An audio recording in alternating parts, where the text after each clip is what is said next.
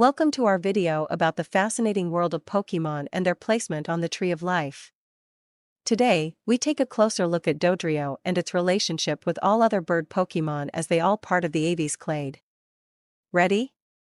Let's go. Neognathae from Ancient Greek, neos, new, young and, gnathos, jaw, is an infraclass of birds, called Neognathaes, within the class Aves of the clade Archosaur. Neognathae includes the majority of living birds, the exceptions being the tinamous and the flightless ratites, which belong instead to the sister taxon Paleognathai. There are nearly 10,000 living species of Neognathaes. The earliest fossils are known from the very end of the Cretaceous, with the oldest known members being Tviornis and Vegavis, but molecular clocks suggest that Neognathaes originated sometime in the first half of the late Cretaceous.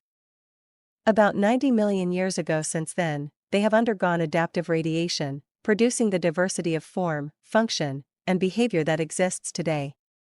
Neognathae includes the order Passeriformes, perching birds, one of the largest orders of land vertebrates, containing some 60% of living birds. Passeriformes is twice as species-rich as Rodentia and about 5 times as species-rich as Chiroptera, bats, which are the two largest orders of mammals. Neognathae also contains some very small orders, often birds of unclear relationships like the Hoatzin. The Neognathaes have fused metacarpals, an elongate third finger, and 13 or fewer vertebrae. They differ from the Paleognathai in features like the structure of their jawbones.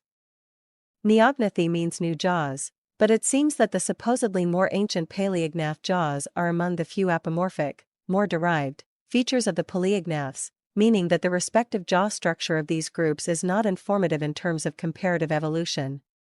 However, a Neognath-like palate is also present in ornithuran birds like Ichthyornis. Neognathae was long ranked as a superorder subdivided into orders. Attempts to organize this group further, as in the Conspectus of Charles Lucien Bonaparte, were never accepted by a significant majority of ornithologists. Until the 1980s, there was little subdivision of the Aves in general, and even less of phylogenetic merit. Since then, the availability of massive amounts of new data from fossils, especially Anadromous and other Mesozoic birds, and molecular, DNA and protein, sequences allowed scientists to refine the classification. With new groups of Neognath orders being verified, the taxonomic rank of the group needed to shift.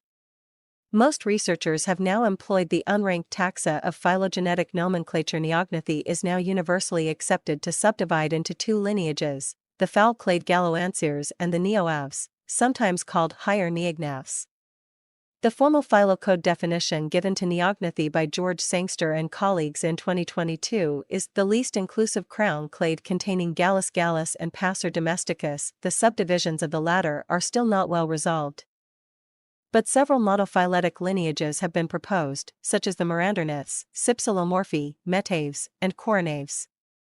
Although groups such as the former two, uniting a few closely related orders, are robustly supported, this cannot be said for the groups Metaves and Coronaves, for which there is no material evidence at present, while the Mesozoic record of Neognathae is at present utterly devoid of birds that should have been present if these proposed clades were real.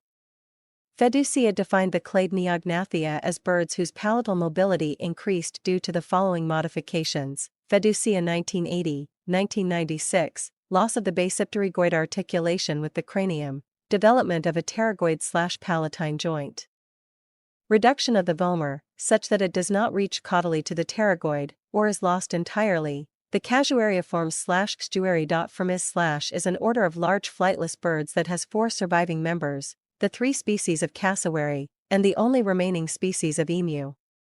They are divided into either a single family, Casuaridae, or occasionally 2, with the emu splitting off into its own family, Dromaeodae. The IOC World Bird List and Cornell Lab of Ornithology's Birds of the World both do not recognize Dromaeodae, placing the emu in the family Casuaridae.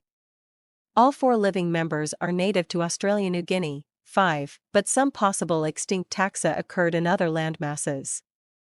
The emus form a distinct branch, characterized by legs adapted for running.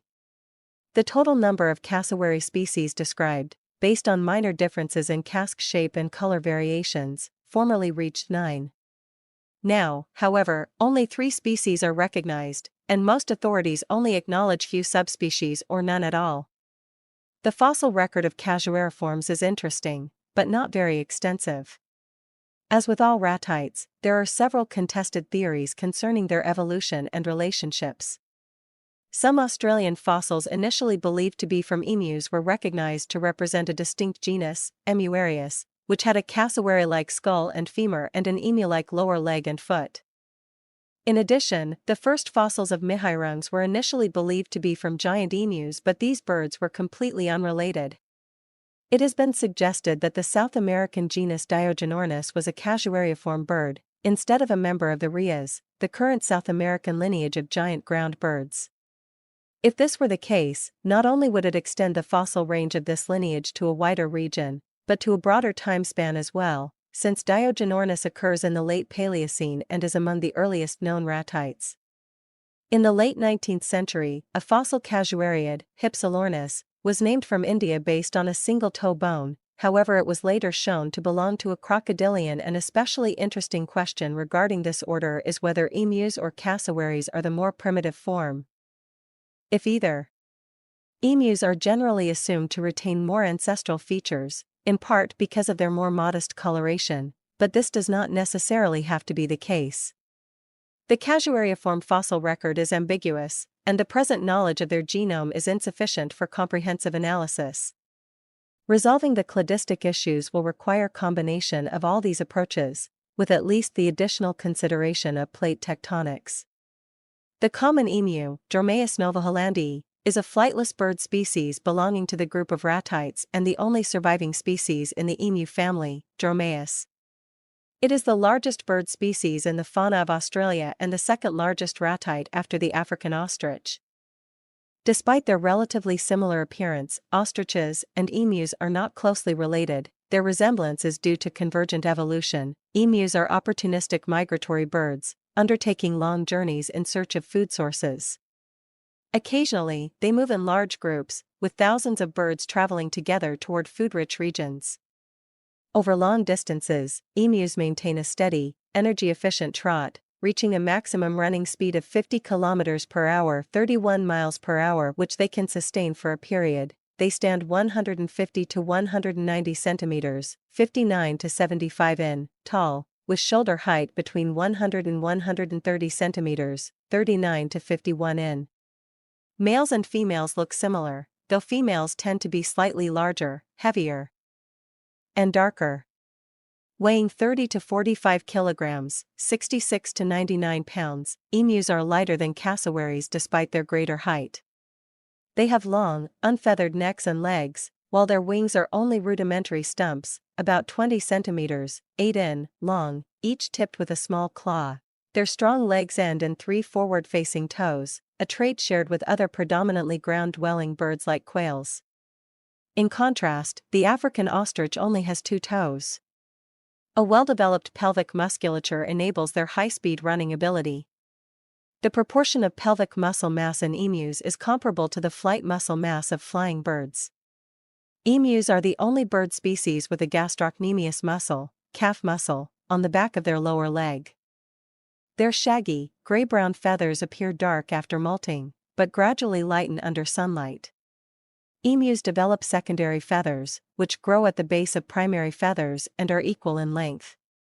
Their outer feathers absorb solar radiation, while the loose structure of the plumage insulates the skin, allowing them to remain active even during hot daytime temperatures. The breast feathers are typically much lighter than the rest of the body. The head and neck are usually dark-colored, often black, with 2 white stripes running along both sides of the neck. Juvenile emus have black and white striped plumage, with speckled black and white heads for camouflage. Emus inhabit almost all of Australia, though they are rare in the dense tropical north. Their populations declined along the more densely populated east coast. The Tasmanian subspecies was extirpated in the 19th century.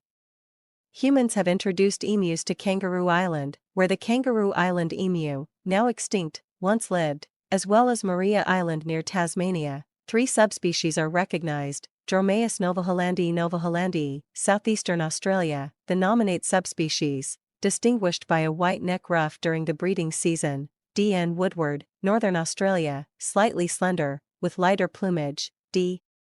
N. Rothschildi, Southwestern Australia, the darkest feathered. Subspecies. Emus thrive in eucalyptus forests, open plantations, heathlands, and occasionally semi-arid plains. They visit deserts only after heavy rains, which lead to abundant fruits and berries. They are absent from tropical rainforests, where the cassowary is found. Before Europeans settled in Australia, 3 species of emus lived on the continent. D. N. bodinianus and D. N. ater became extinct shortly after the arrival of the first Europeans. Today, they are considered subspecies of the common emu. The Tasmanian subspecies was exterminated around 1865. In his 1865 book The Birds of Australia, John Gould lamented not only the disappearance of the Tasmanian emu, but also the decline of the common emu around Sydney. Even then, he proposed that the species be placed under protection. However, hunting continued until the 1960s. Today, the species is protected under the Environment Protection and Biodiversity Conservation Act 1999. Despite past hunting, emus have benefited from the expansion of agricultural land over the last 2 centuries. The increased water supply, originally developed for sheep farming, has significantly expanded their breeding grounds. It is believed that today's population is larger than before European settlement. However, numbers fluctuate, depending on rainfall. Estimates suggest there are between 625,000 and 725,000 emus in Australia, with approximately 100,000 to 200,000 in Western Australia. In small, isolated populations, where few emus remain and no new individuals can migrate in, habitat changes and road accidents threaten their survival. The New South Wales state government has classified the isolated populations of the North Coast bioregion and Port Stephens as endangered. Emus spend most of the day feeding. They are diurnal birds, most active during morning and evening twilight. On hot summer days, they rest in the shade during midday heat. They raise their rudimentary wings to cool themselves. On extremely hot days, emus pant to regulate body temperature. Unlike many other species, their low blood carbon dioxide levels do not seem to cause alkalosis. During normal breathing, inhaled air passes through the nasal passage, warming before reaching the lungs. Upon exhalation, moisture is extracted and absorbed. Emus are typically solitary or appear in pairs. Only during migrations or at watering holes do they form small groups, which quickly disperse. If 2 emus come too close, the dominant bird extends its neck and emits a growling sound to signal dominance.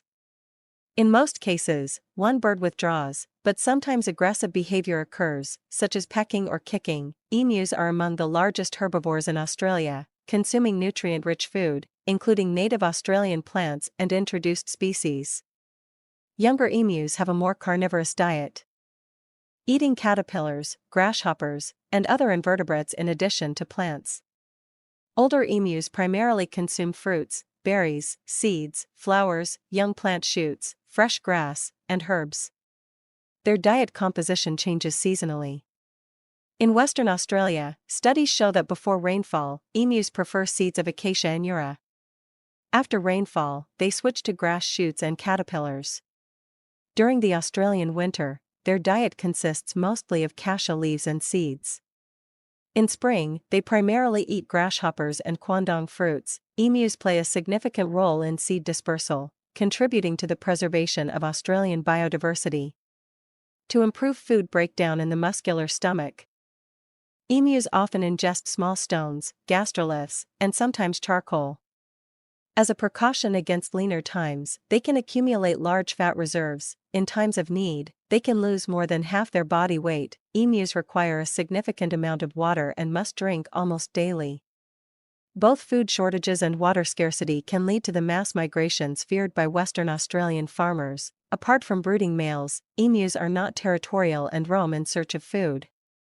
If food sources become scarce, their search widens, leading typically solitary emus to encounter others more frequently.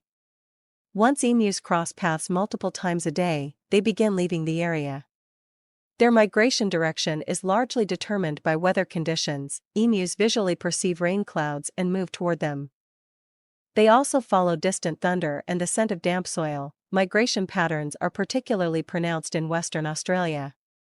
In summer, low-pressure systems move from the northern coast southward and westward. In winter, Antarctic low-pressure systems travel from the southwest northward. Similar migrations occur in eastern Australia, though they are less dramatic than in the west. Since migrating emus travel in the same direction and frequently encounter each other, the migration movement intensifies. All birds move at a speed of about 7 km per hour, 4.3 miles per hour in the same direction, resulting in migrations involving thousands of birds, especially in Western Australia. The migration only ends when emus reach an area with abundant food or are stopped by the state barrier fence. It is likely that human activities, particularly the creation of artificial water sources, have influenced these migrations. Thanks to man-made water stations, emus have colonized regions that were previously too dry or could only support small populations. However, this has also dramatically increased the number of migrating individuals, posing challenges for certain agricultural areas.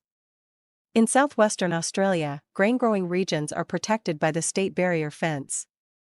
That's it for now. In the next episode, we'll take a closer look at dugong and its relationship with slowbro. Feel free to subscribe to our channel, leave a like, and check in next time.